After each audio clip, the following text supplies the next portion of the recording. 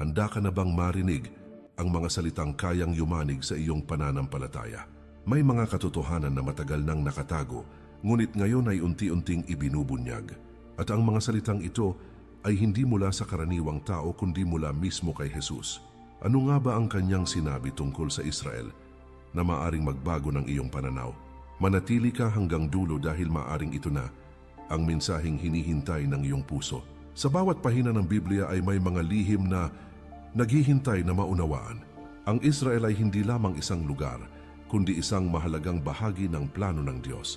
Maraming beses itong binanggit ni Jesus sa kanyang mga aral at babala.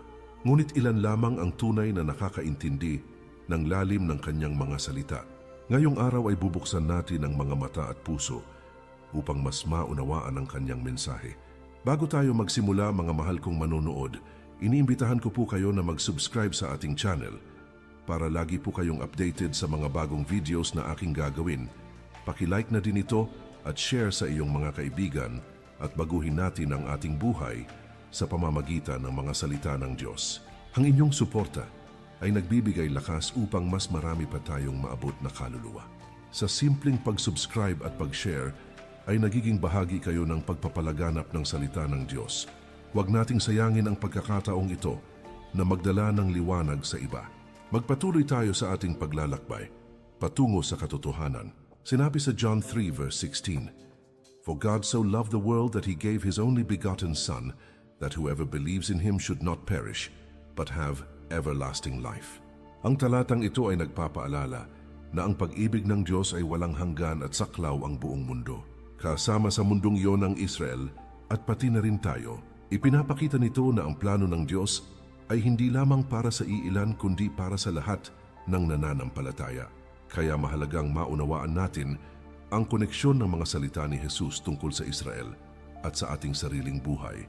Habang pinakikinggan mo ang mga salitang ito, ay nawa ay buksan mo ang iyong puso sa kanyang tinig. Maaring may mga bagay kang matutuklasan na magpapabago sa iyong pananampalataya. Maaring may mga tanong kang masasagot at mga pagdududa na mawawala. Ang bawat salita ni Jesus ay may layunin at direksyon para sa atin. Kaya samahan mo ako hanggang sa huli at sabay nating tuklasin ang lalim ng kanyang mga pahayag tungkol sa Israel. Unang salita, ang pagtawag ni Jesus sa Israel bilang piniling bayan. Sa paglalakbay ng kasaysayan ng pananampalataya, ay malinaw na ipinakita ni Jesus ang natatanging papel ng Israel sa dakilang plano ng Diyos. Hindi lamang ito simpleng lupain, kundi isang banal na lugar kung saan paulit-ulit na ipinakita ng Panginoon ang kanyang presensya. Ang pagkakakilanlan ng Israel ay nakaugat sa mga pangako na ibinigay ng Diyos sa kanilang mga ninuno. Sa bawat salitang binigkas ni Jesus ay makikita ang lalim ng layunin para sa bayang ito. Ang pag-unawa rito ay tumutulong upang mas makita natin ang kabuang mensahe ng Biblia. Hindi itinanggi ni Jesus na ang pagiging pinili ng Israel ay may kaakibat na mabigat na pananagutan. Ang pribilehiyong ito ay hindi dapat maging dahilan upang sila ay magmataas o maging kampante. Sa halip ito ay paalala na ang bawat biyaya ay may katumbas na obligasyon na dapat tuparin. Sa ilang yugto ng kanilang kasaysayan, ay naranasan nila ang paglayo sa tamang landas. Ngunit ang layunin nito ay upang sila ay maibalik sa tamang direksyon. Sinabi sa Matthew 23 verse 37, "O Jerusalem, Jerusalem, you who killed the prophets and stoned those sent to you, how often I have longed to gather your children together as a hen gathers her chicks under her wings, and you were not willing." Ang mga salitang ito ay naglalaman ng matinding habag at pagmamahal ni Jesus para sa kanyang bayan. Ipinapakita nito na sa kabila ng kanilang pagtanggi, ay nananatiling bukas ang kanyang pagnanais na sila ay maprotektahan. Ang larawan ng isang inahing ibon ay sumisimbolo sa kanyang pag-aaruga. Dito natin mauunawaan na ang pag-ibig ng Diyos ay hindi nagbabago. Kapag iniisip natin ang mensaheng ito, ay mapapansin natin na hindi lamang ito para sa Israel, kundi para rin sa atin. May mga pagkakataon na tayo rin ay lumilihis sa tamang landas. Sa kabila nito ay patuloy pa rin siyang tumatawag upang tayo ay makabalik. Ang kanyang paanyaya ay hindi nawawala kahit tayo ay nagkakamali. Ito ang paalala na ang bawat isa ay may pagkakataong magbago. Habang pinagninilayan mo ito, ay mahalagang suriin mo ang iyong sariling tugon sa Diyos. Ikaw ba ay handang tumugon sa kanyang tawag o patuloy mo itong iiwasan? Ang bawat araw ay isang pagkakataon upang piliin ang kanyang kalooban. Kung bubuksan mo ang iyong puso, ay makikita mo ang direksyon na kanyang inihahanda. Nawa ay magsilbi itong inspirasyon upang mas lumapit ka sa kanya. Ikalawang salita, ang babala ni Jesus sa Jerusalem tungkol sa darating na paghuhukom. Sa kanyang mga pangaral ay hindi lamang pag-asa ang dala ni Jesus, kundi pati seryosong paalala tungkol sa kahihinatnan ng patuloy na pagsuway. Binanggit niya ang Jerusalem bilang sentro ng pananampalataya, ngunit naging lugar din ng matinding pagtanggi sa mga sugo ng Diyos. Ang lungsod na inaasahang magiging ilaw ay minsang nalugmok sa kadiliman dahil sa katigasan ng puso ng mga tao. Sa kanyang mga salita ay mararamdaman ang bigat ng katotohanan na may darating na kaparusahan kung hindi magbabago. Ito ay hindi pananakot, kundi isang malinaw na babala na nagmumula sa pag-ibig na nais magligtas. Ipinaliwanag ni Jesus na ang patuloy na pagbaliwala sa tinig ng Diyos ay nagbubunga ng masakit na resulta na hindi maiiwasan. Ang bawat pagtanggi sa katotohanan ay unti-unting naglalayo sa tao mula sa liwanag na dapat sana ay gumagabay sa kanya. Hindi agad dumarating ang paghuhukom, ngunit tiyak itong darating sa tamang panahon ayon sa katarungan ng Diyos. Ang mga nangyari sa Jerusalem ay nagsilbing halimbawa kung ano ang maaaring mangyari sa sinumang patuloy na magmamatigas. Sa ganitong paraan ay ipinapakita na ang awa at hustisya ay magkasabay na umiiral sa kanyang kalooban. Sinabi sa Luke 19 verse 41 to 44, "And when he was come near, he beheld the city and wept over it, saying, If thou hadst known even thou at least in this thy day the things which belong unto thy peace, but now they are hid from thine eyes." Ang talatang ito ay nagpapakita na si Jesus ay umiyak para sa Jerusalem dahil alam niya ang darating na kapahamakan nito. Hindi siya natuwa sa mangyayaring paghuhukom, kundi nasaktan dahil sa pagkawala ng pagkakataon ng bayan na makilala ang kapayapaan. Makikita dito na ang Diyos ay hindi nagagalak sa kaparusahan, kundi nais niya ang pagsisisi at pagbabalik loob ng tao. Ang kanyang pagluha ay patunay ng kanyang malasakit sa bawat kaluluwa. Kapag iniugnay natin ito sa ating sariling buhay, ay makikita natin na ang mensaheng ito ay may direktang kinalaman sa ating mga desisyon araw-araw. May mga pagkakataon na naririnig natin ang tama, ngunit pinipili pa rin natin ang maling landas dahil sa sariling kagustuhan. Ang patuloy na ganitong gawain ay maaring magdala sa atin sa sitwasyong mahirap ng balikan kung hindi agad kikilos. Ngunit habang may oras pa, ay may pagkakataon pa tayong baguhin ang direksyon ng ating buhay. Ang babalang ito ay paanyaya upang maging mapagmatyag at bukas sa tinig ng Diyos. Habang iniisip mo ang mga salitang ito, ay itanong mo sa iyong sarili, kung ikaw ba ay nakikinig o nagbubulag-bulagan sa katotohanan, may mga bagay ba sa iyong buhay na kailangan mo nang itama bago pa maging huli ang lahat? Ang bawat sandali ay mahalaga at hindi dapat sayangin sa mga bagay na walang kabuluhan. Kung pipiliin mong sundin ng Diyos, ay makakaranas ka ng kapayapaan na hindi kayang ibigay ng mundo. Ikatlong salita, ang pangako ni Jesus sa pagbabalik at pagbangon ng Israel. Sa gitna ng mga babala at paalala, ay hindi kailanman nawala ang pag-asa na dala ng mga salita ni Jesus tungkol sa hinaharap ng Israel. Ipinahayag niya na may darating na panahon na ang bayan na minsang naligaw ay muling babangon sa ilalim ng kapangyarihan ng Diyos. Ang pangakong ito ay nagbibigay liwanag sa gitna ng kadiliman na naranasan ng kanilang kasaysayan. Hindi man agad nakita ang katuparan nito, ay nananatili itong buhay sa puso ng mga nananampalataya. Sa ganitong paraan ay ipinapakita na ang plano ng Diyos ay hindi natatapos sa pagkabigo, kundi humahantong sa muling pagbangon. Ipinaalala ni Jesus na ang mga pangako ng Diyos ay hindi naglalaho kahit gaano pa katagal ang hintayan ng katuparan. Ang bawat salita na nagmula sa Kanya ay may kasamang katiyakan na hindi mababago ng panahon o sitwasyon. Sa kabila ng mga pagkukulang ng bayan, ay patuloy pa ring umiiral ang layunin ng Diyos para sa kanila. Ang Kanyang mga pangako ay parang ilaw na patuloy na gumagabay. Kahit sa pinakadilim na yugto ng kanilang paglalakbay, ito ang nagbibigay lakas upang magpatuloy sa kabila ng mga pagsubok. Sinabi sa Luke 21 verse 24, "And Jerusalem shall be trodden down of the Gentiles until the times of the Gentiles be fulfilled." Ang talatang ito ay nagpapahiwatig na may itinakdang panahon ng lahat ng bagay ayon sa plano ng Diyos. Ipinapakita nito na kahit may panahong tila natatalo ang Israel, ay hindi ito nangangahulugang tuluyan na silang nakalimutan. May hangganan ng paghihirap at may tamang oras ang pagbangon na itinakda ng Panginoon. Sa ganitong pananaw ay makikita natin na ang kasaysayan ay gumagalaw ayon sa kanyang kalooban. Kapag inisip natin ang mensaheng ito, ay nagbibigay ito ng pag-asa hindi lamang para sa Israel kundi para rin sa bawat isa sa atin. May mga panahon sa ating buhay na pakiramdam natin ay tayo ay nabigo at nawalan ng direksyon. Ngunit ang katotohanan ay hindi nagtatapos doon ang ating kwento dahil may nakahandang bagong simula ang Diyos. Ang bawat pagkadapa ay maaring maging daan tungo sa mas matibay na pananampalataya kung tayo ay mananatiling nagtitiwala. Ito ang paalala na ang Diyos ay gumagawa ng paraan upang tayo ay muling maitayo. Habang pinagninilayan mo ito, ay alalahanin mo na ang Diyos ay may plano rin para sa iyong kinabukasan na puno ng pag-asa.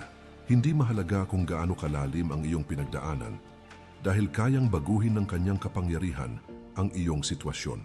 Ang mahalaga ay ang iyong pagtitiwala at patuloy na paglapit sa Kanya sa bawat yugto ng iyong buhay. Kung hahawakan mo ang kanyang pangako, ay makikita mo ang unti-unting pagbabago na magdadala sa iyo sa mas mabuting bukas. Nawa ay magbigay ito ng lakas ng loob upang magpatuloy ka sa iyong pananampalataya. Ika-4 na salita, ang pagtanggi ng Israel at ang paanyaya sa pagsisisi. Sa mga pahayag ni Jesus ay malinaw niyang ipinakita na ang Israel ay may mga pagkakataong tumanggi sa liwanag na ibinibigay ng Diyos. Ang pagtangging ito ay hindi lamang simpleng pagkakamali, kundi isang seryosong paglayo sa katotohanan na matagal nang ipinangaral sa kanila. Sa kabila ng kanilang kaalaman sa kautusan, ay pinili pa rin ng ilan na isara ang kanilang puso sa kanyang mensahe. Ito ang naging dahilan kung bakit madalas silang paalalahanan ng mga propeta at pati na rin ni Jesus mismo. Ang sitwasyong ito ay sumasalamin sa kahinaan ng tao na kahit may alam ay nagkakamali pa rin sa pagpili. Hindi hinatulan agad ni Jesus ang bayan, kundi binigyan niya sila ng pagkakataon upang magsisi at magbago ng kanilang direksyon. Ang kanyang mga salita ay puno ng paanyaya na bumalik sa Diyos at iwan ang mga maling gawain na naglalayo sa kanila. Ipinakita niya na ang tunay na layunin ng kanyang pagdating ay hindi upang magparusa, kundi upang magligtas. Ang bawat paalala ay may kasamang pag-asa na ang sinumang lalapit ay hindi niya itataboy. Sa ganitong paraan ay makikita ang kanyang malasakit sa kalagayan ng bawat tao. Sinabi sa Matthew 21 verse 42, Jesus saith unto them, Did ye never read in the scriptures, The stone which the builders rejected, the same is become the head of the corner. Ang talatang ito ay nagpapakita na ang mismong tinanggihan ay siyang itinaas ng Diyos upang maging pundasyon ng kaligtasan. Ipinapahiwatig nito na ang pagtanggi ng Israel kay Jesus ay hindi naging hadlang sa katuparan ng plano ng Diyos.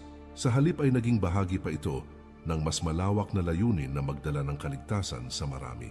Makikita dito na ang kapangyarihan ng Diyos ay kayang gamitin kahit ang pagtanggi ng tao upang maisakatuparan ng kanyang kalooban.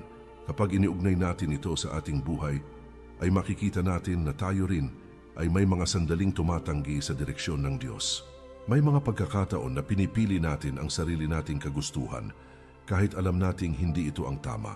Sa kabila nito ay patuloy pa rin ang paanyaya ng Diyos na tayo ay magsisi at bumalik sa Kanya. Hindi pa huli ang lahat hanggat may pagkakataon pang magbago at itama ang ating landas. Ito ang paalala na ang biyaya ng Diyos ay laging handang tanggapin ang sinumang lalapit. Habang iniisip mo ang mensaheng ito, ay mahalagang tanungin mo ang iyong sarili kung ikaw ba ay tumatanggi o tumutugon sa kanyang tawag. May mga bagay ba sa iyong buhay na kailangan mo nang isuko upang makaranas ng tunay na pagbabago? Ang pagsisisi ay hindi tanda ng kahinaan, kundi isang hakbang patungo sa mas malalim na relasyon sa Diyos. Kung bubuksan mo ang iyong puso sa Kanya, ay mararanasan mo ang kapatawaran na matagal mo nang hinahanap. Nawa ay magsilbi itong gabay upang piliin mo ang landas na maglalapit sa iyo sa Kanyang presensya. Ika-5 salita, ang pagpapalawak ng mensahe mula Israel patungo sa buong mundo. Sa mga pahayag ni Jesus, ay makikita na ang mensahe ng Diyos ay nagsimula sa Israel. Ngunit hindi ito nanatili roon lamang. Ang bayang ito ang naging daan upang maipahayag ang katotohanan na kalaunan ay aabot sa iba pang mga bansa.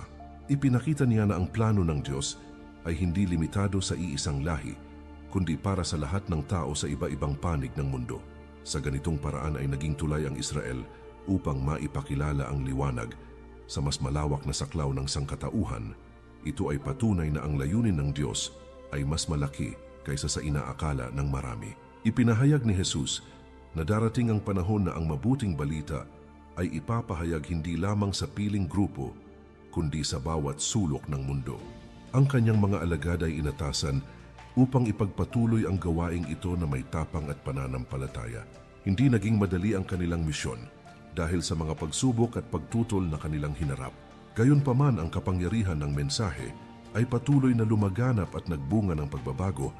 Sa maraming buhay, ito ang nagpapakita na ang salita ng Diyos ay hindi kayang pigilan ng anumang hadlang.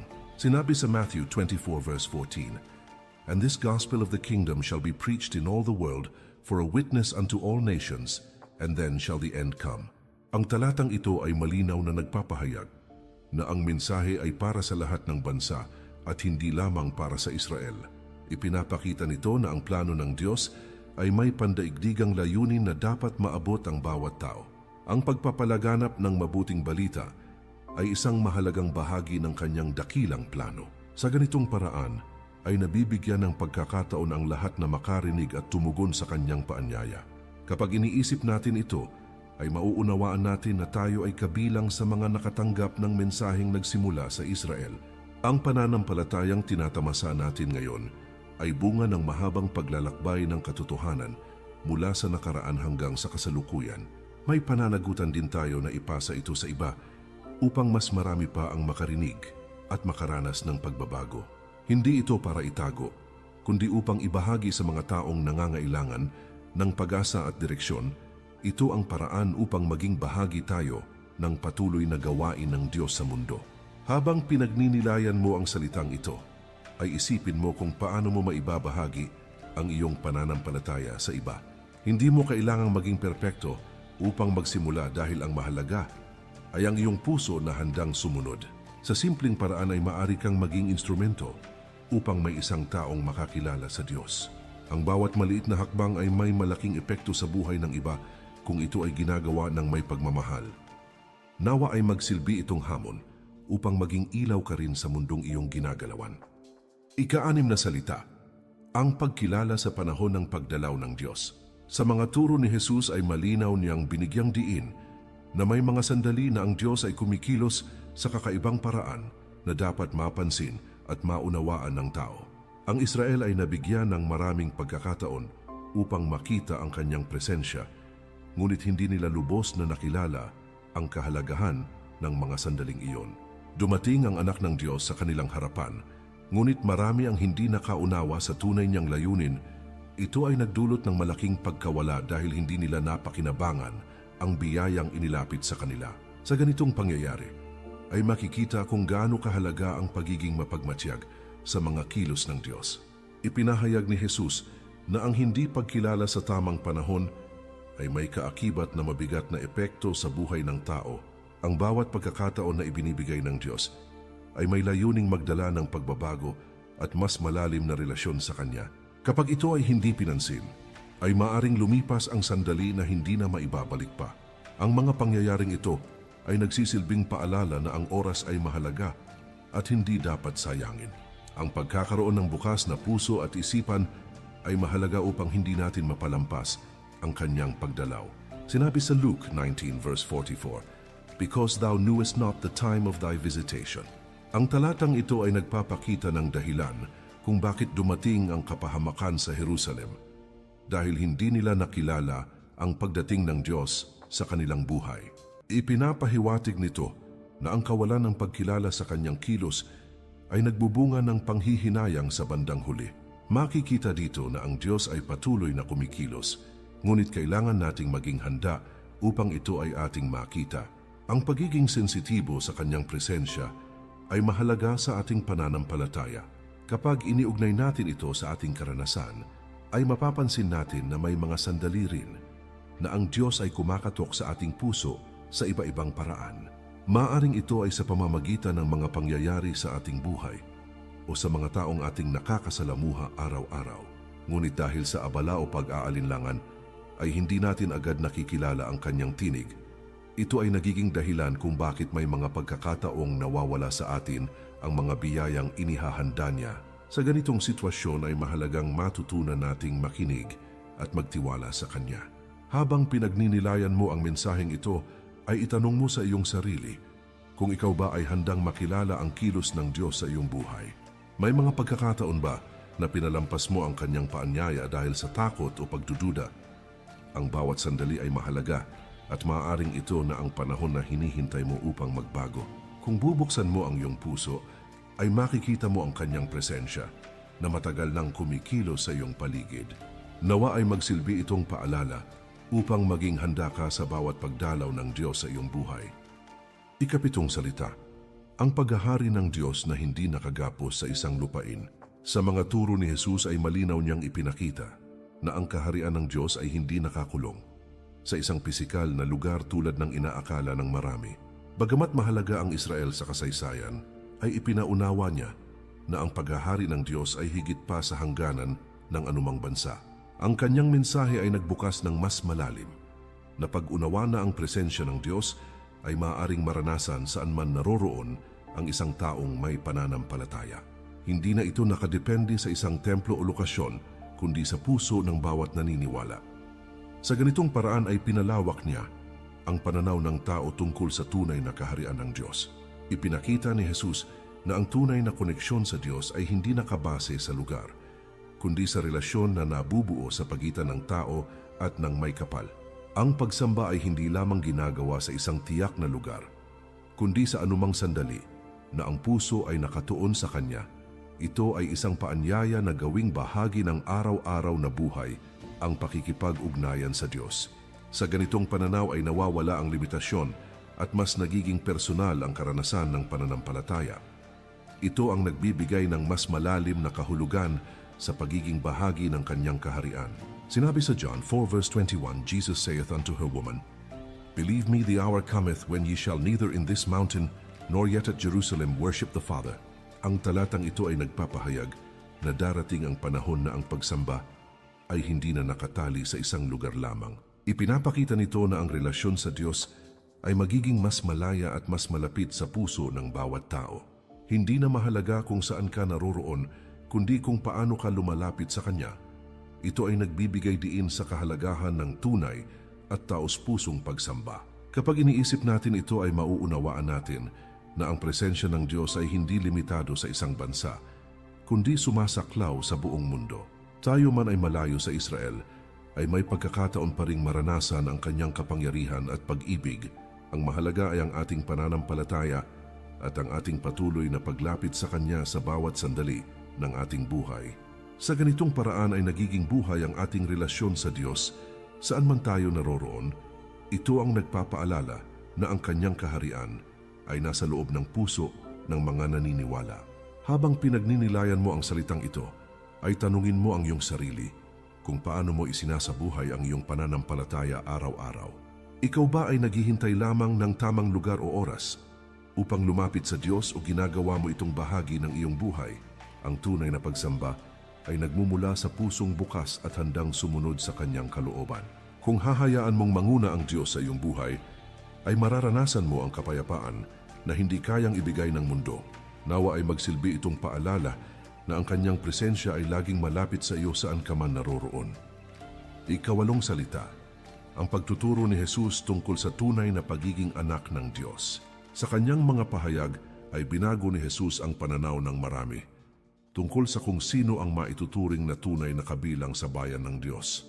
Hindi niya ito ibinatay sa lahi o pinanggalingan, kundi sa pananampalataya at pagsunod sa kalooban ng Ama. Maraming umasa na ang pagiging bahagi ng Israel ay sapat na upang matawag na anak ng Diyos. Ngunit ipinakita niya na ang tunay na sukatan ay ang puso na handang makinig at tumanggap ng katotohanan. Sa ganitong paraan ay binuksan niya ang pinto para sa mas malalim na pag-unawa sa pagiging kabilang sa Diyos.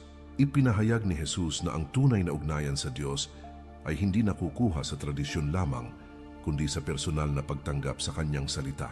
Ang pagiging anak ng Diyos ay nangangailangan ng pagbabago ng puso at isipan na nakatuon sa kanyang kalooban. Hindi sapat ang panlabas na anyo ng relihiyon.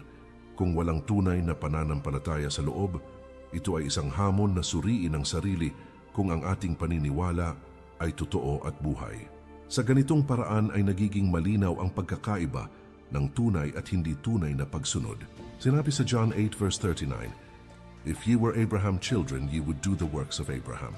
Ang talatang ito ay nagpapakita na ang pagiging anak ay hindi lamang sa pangalan, kundi sa gawa at pamumuhay.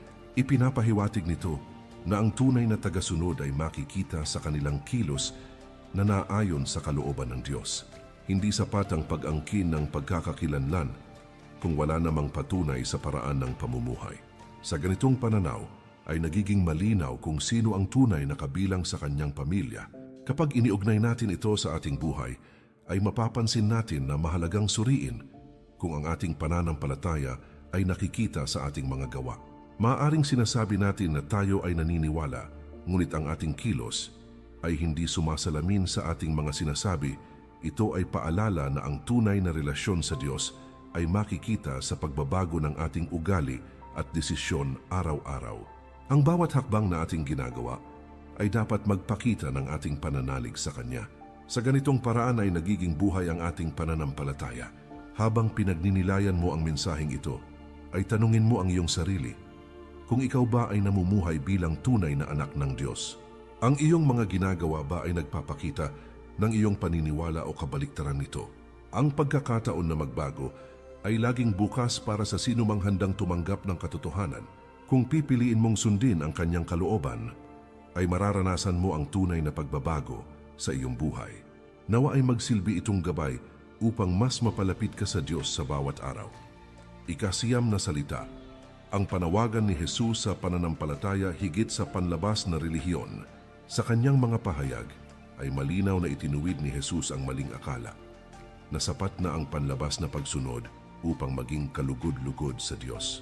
Marami sa Israel ang naging abala sa mga ritual at tradisyon, ngunit nakaligtaan ang tunay na diwa ng pananampalataya. Ipinakita niya na ang Diyos ay tumitingin, hindi sa panlabas na anyo, kundi sa laman ng puso ng tao. Ang tunay na pagsunod ay nagmumula sa loob at hindi lamang sa nakikita ng iba. Sa ganitong paraan ay binigyang diin niya ang kahalagahan ng isang pusong tapat at totoo. Ipinahayag ni Jesus na ang panlabas na relihiyon na walang kasamang tunay na pananampalataya ay walang kabuluhan sa harapan ng Diyos. Ang mga gawaing ginagawa lamang para makita ng iba ay hindi nagdudulot ng tunay na pagbabago sa buhay ng tao. Sa halip ay kailangan ng isang malalim na relasyon sa Diyos na nakaugat sa katotohanan. At pag-ibig, ito ay isang paanyaya na alisin ang pagkukunwari at yakapin ang isang buhay na tapat sa Kanya. Sa ganitong paraan ay nagiging totoo ang ating paglilingkod sa Diyos. Sinabi sa Matthew 15 verse 8, "This people draweth nigh unto me with their mouth and honoreth me with their lips, but their heart is far from me." Ang talatang ito ay nagpapakita ng kalagayan ng mga taong tila malapit sa Diyos sa panlabas ngunit malayo sa Kanya sa puso. Ipinapahiwatig nito na hindi sapat ang mga salita kung walang kasamang tunay na damdamin at pagsunod. Ang Diyos ay naghahanap ng katapatan na nagmumula sa kaibuturan ng ating pagkatao. Sa ganitong paraan ay nagiging malinaw ang pagkakaiba ng totoo at huwad na pananampalataya. Kapag iniugnay natin ito sa ating sariling buhay, ay makikita natin na madalas ay nahuhulog din tayo sa ganitong uri ng pagkakamali. Maaaring ginagawa natin ang mga bagay na panrelihiyon, ngunit hindi naman ito sinasabayan ng tunay na pagbabago sa ating puso. Ito ay paalala na ang ating relasyon sa Diyos ay hindi dapat maging palabas lamang kundi isang tunay na karanasan. Ang bawat kilos at desisyon ay dapat sumasalamin sa ating paniniwala. Sa ganitong paraan ay nagiging makabuluhan ang ating pananampalataya. Habang iniisip mo ang mensaheng ito, ay mahalagang tanungin mo ang iyong sarili kung ang iyong pananampalataya ay totoo o nakabase lamang sa nakasanayan. Ikaw ba ay lumalapit sa Diyos ng buong puso o dahil lamang sa obligasyon? Ang pagkakataon na maging totoo sa Kanya ay laging bukas para sa sinumang handang magbago. Kung pipiliin mong maging tapat, ay mararanasan mo ang mas malalim na ugnayan sa Diyos. Nawa ay magsilbi itong paalala upang piliin mo ang tunay na pananampalataya na nagmumula sa puso. Ika-10 salita. Ang pag-asa ng ganap na pagtanggap at pagkilala kay Jesus. Sa mga huling pahayag ni Jesus tungkol sa Israel ay makikita ang isang mensahe ng pag-asa na hindi kailanman nawawala sa kabila ng lahat ng nangyari. Ipinahiwatig niya na darating ang panahon na ang bayan na minsang tumanggi ay muling kikilala sa kanya bilang ipinadalang tagapagligtas. Ang pangakong ito ay nagbibigay ng pag-asa na ang kwento ay hindi nagtatapos sa pagtanggi kundi sa pagtanggap at pagbabalik loob. Sa ganitong pananaw ay makikita ang kabuang plano ng Diyos na puno ng awa at layuning magligtas. Ito ay nagpapakita na ang kanyang pag-ibig ay hindi natitinag ng pagkakamali ng tao. Ipinahayag ni Jesus na may darating na sandali kung kailan ang pagkilala sa kanya ay magiging malinaw sa mga puso ng kanyang bayan. Ang panahong iyon ay hindi bunga ng pilit, kundi ng unti-unting pagbubukas ng kanilang isipan sa katotohanan. Sa kabila ng mahabang panahon ng pag-aalinlangan, ay darating ang sandali ng malinaw na pagkaunawa. Ito ay nagpapakita na ang Diyos ay may sariling oras sa pagtupad ng kanyang mga pangako. Ang lahat ng ito ay bahagi ng mas malawak na plano na hindi agad nakikita ng tao. Sinabi sa Matthew 23 verse 39, "For I say unto you, ye shall not see me henceforth, till ye shall say, Blessed is he that cometh in the name of the Lord." Ang talatang ito ay nagpapahiwatig na darating ang panahon na kikilalanin si Jesus ng kanyang bayan. Ipinapakita nito na ang pagtanggi ay hindi ang huling kabanata, kundi may kasunod na pagkilala at pagtanggap. Ang mga salitang ito ay puno ng pag-asa na ang mga puso ay mababago sa tamang panahon. Sa ganitong paraan ay makikita ang kabutihan ng Diyos na patuloy na kumikilos. Kapag iniugnay natin ito sa ating sariling buhay, ay mauunawaan natin na may mga panahon din na tayo ay nagdududa o nahihirapang tanggapin ang katotohanan. Ngunit ang Diyos ay patuloy na gumagawa ng paraan upang tayo ay kanyang maabot at maunawaan ang kanyang layunin. Hindi niya tayo pinipilit, ngunit inaanyayahan niya tayo na buksan ang ating puso sa kanya. Sa bawat hakbang na tayo ay lumalapit, ay mas nagiging malinaw ang ating pagkilala sa kanya. Ito ang proseso ng paglago sa pananampalataya na dahan-dahan ngunit totoo. Habang pinagninilayan mo ang mensaheng ito, ay tanungin mo ang iyong sarili kung handa ka bang kilalanin si Jesus sa mas malalim na paraan. May mga bahagi ba ng iyong buhay na hindi mo palubos na isinusuko sa Kanya? Ang bawat sandali ay pagkakataon upang mas makilala siya at maranasan ang Kanyang presensya. Kung pipiliin mong lumapit ng buong puso, ay makikita mo ang pagbabago na matagal mo nang hinahanap. Nawa ay magsilbi itong paanyaya upang tanggapin mo siya bilang gabay at tagapagligtas ng iyong buhay. Habang patuloy nating iniisip ang mga salita ni Jesus tungkol sa Israel, nawa ay higit pang lumalim ang ating pangunawa at damdamin sa kanyang mensahe. Ang bawat aral na ating pinagnilayan ay nagbibigay daan upang tayo ay maging mas maingat at mas mapanuri sa ating sariling buhay at pananampalataya. Hindi lamang ito tungkol sa nakaraan, kundi pati na rin sa kasalukuyan at hinaharap ng ating relasyon sa Diyos.